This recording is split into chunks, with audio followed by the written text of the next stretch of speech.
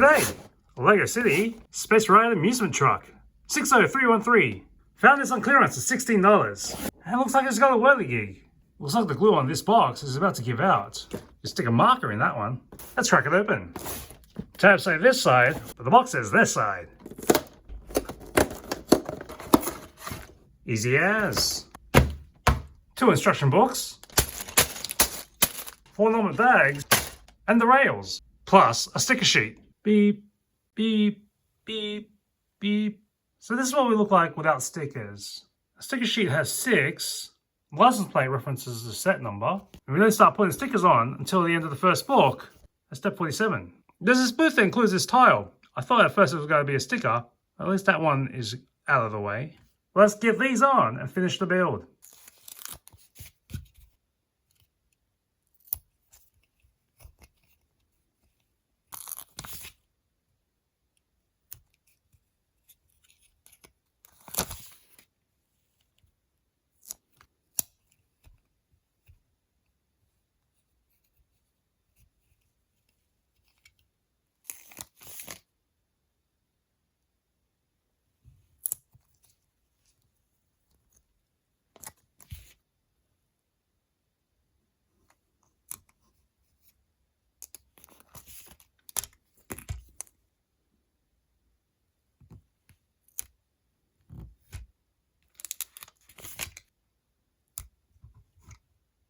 I had to disassemble parts during the sticker process, so I guess this is why you do it during the build.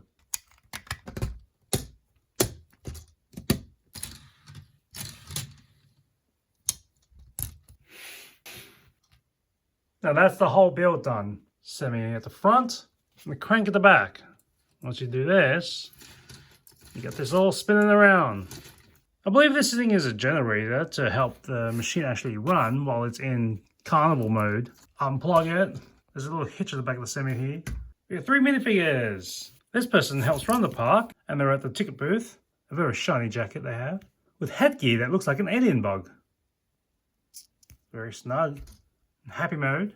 On the back of the jacket, they got a flying saucer and a concerned face. These little rubber hats are a bit difficult to get on and off. And these two. This is a roller coaster face. And the face before you find out how much a ride costs. This minifigure has a belt poking out from under their shirt. No reverse face. And this ticket booth, everything costs 100 units. Inflation's off the charts. Not much on the back of the booth here, but at least you can plug the feet in. That's Zoltar. Let's get these patrons riding in the carts. There are no seatbelts, so if you're not careful, you're going to be on the tracks.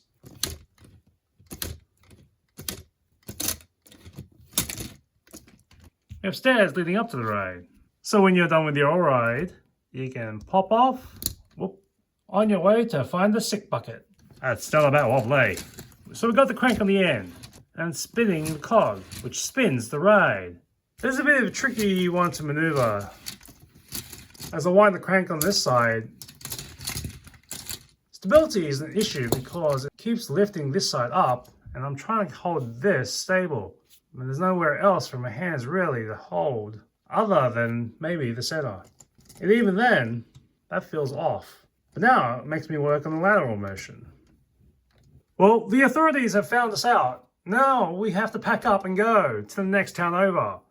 Let's get this generator, plonk it on the back of the truck, take off the spaceships, and sit them in the pegs found in the middle here.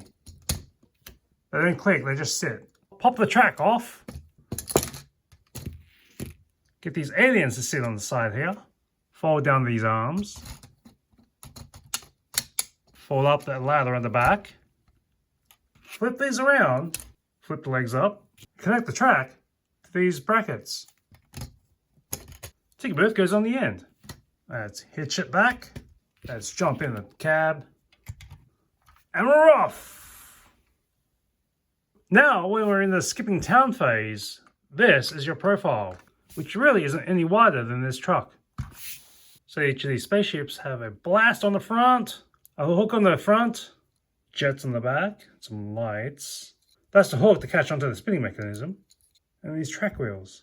Let's take a look inside the cab though, because I'm not sure if that's going to provide much lumbar support. They have a crate and a mug.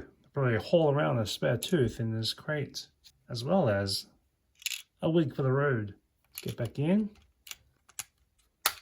And let's get hauling out of here.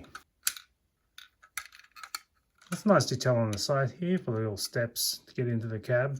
The hitch here hooks onto this trailer, and you gotta look for that specific hole, otherwise you're just gonna tip out. When you pack it up right, it's pretty easy to just move about.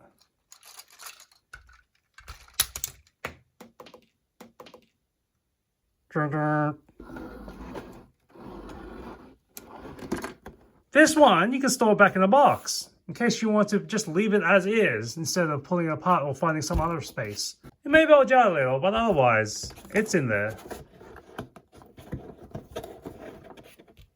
This is quite the beast. If you're going to keep it around in display mode, you're going to need 15 inches or 38 centimeters by 10 inches or 26 centimeters. See you next time on Rigididge.